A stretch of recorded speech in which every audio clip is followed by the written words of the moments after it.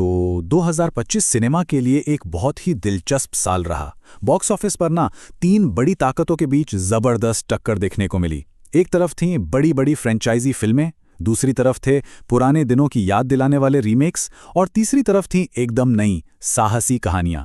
चलिए आज उन 10 फिल्मों पर नजर डालते हैं जिन्होंने इस पूरी लड़ाई को डिफाइन किया और पता लगाते हैं कि आखिर विजेता कौन रहा।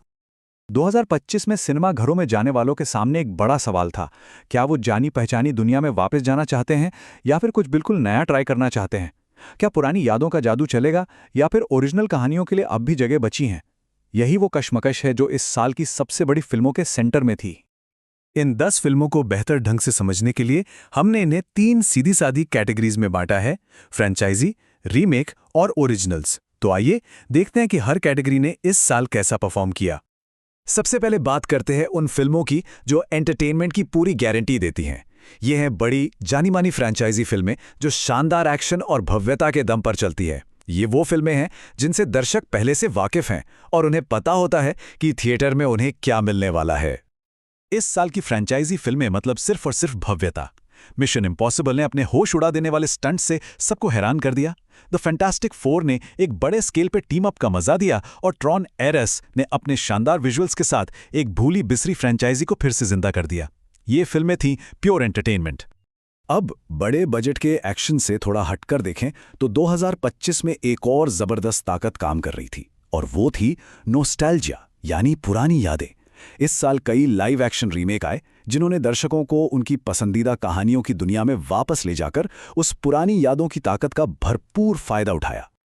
इसका सबसे बेहतरीन उदाहरण है how to train your dragon का लाइव एक्शन रीमेक।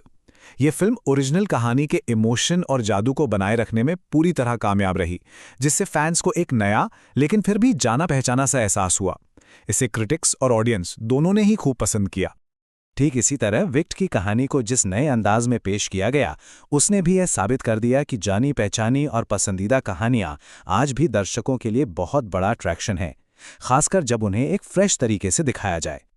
और फिर थी लीलो एंड स्टिच, जिसने तो बस सबका दिल ही जीत लिया। ह्यूमर, इमोशन और एक प्यारी सी कहानी के परफेक्ट मिक्स के साथ ये एक ऐसी फिल्म थी जो परिवारों के लिए एकदम सही थी और इसने एक बार फिर साबित कर दिया कि नॉस्टैल्जिया की ताकत कितनी जबरदस्त हो सकती है। और अगर इस बात पर किसी को कोई शक था तो ये नंबर सब कुछ साफ कर देता है। $1 अरब। जी हां, अकेले लीलो एंड स्टिच ने दुनिया भर में इतनी कमाई की। ये इस बात का पक्का सबूत है कि नॉस्टैल्जिया सिर्फ एक एहसास नहीं है, बल्कि एक बहुत बड़ा बिजनेस भी है। लेकिन जानी पहचानी कहानियों के कंफर्ट जोन से बाहर निकलें तो 2025 ने कुछ बहुत ही साहसी और जोखिम भरी ओरिजिनल फिल्में भी थीं। ये वो फिल्में थीं जिन्होंने रिस्क लिए, बाउंड्रीज को पुश किया और दर्शकों को चुनौती दी, अक्सर गहरे और मुश्किल विषयों को उठाकर। ये जो कोट है ना, ये 2025 की ओरिजिनल फिल्मों की आत्मा को पूरी तरह से पकड़ लेता है, खासतौर पर फिल्म सिनर्स के लिए, जैसे क्रिटिक्स ने एक ऐसा अनुभव बताया जो हिम्मत वाला तो है ही, साथ ही अपनी कहानी से अंदर तक झकझोर देता है। इस कैटेगरी में जो वैरायटी थी वो कमाल की थी। सिनर्स ने वैम्पायर हॉरर को म्यूजिकल के साथ मिलाकर सोशल इश्यूज पर बात की। वन बैटल आफ्टर अनदर एक जबरदस्त थ्रिलर थी जो सीट से उठने नहीं देती। वेपन्स ने एक बहुत ही बेचैन करने वाली हॉरर मिस्ट्री पेश की और कॉट स्टीलिंग थ्रिलर पसंद करने वालों के लिए सस्पेंस से भरा एक तोहफा था। हर फिल्म ने एक अनोखा और यादगार एक्सपीरियंस दिया।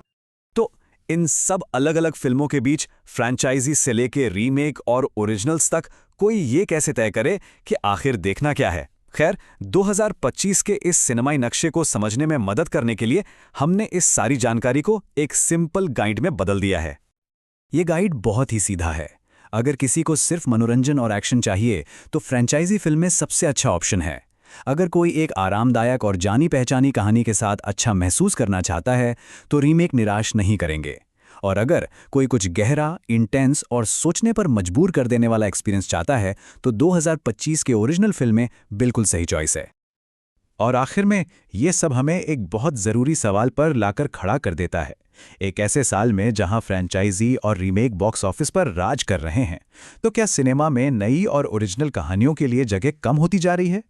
2025 ने हमें कुछ बेहतरीन ओरिजिनल फिल्में ज़रूर दी, लेकिन आने वाला कल कैसा होगा? ये एक ऐसा सवाल है जिस पर सोचना तो बनता है।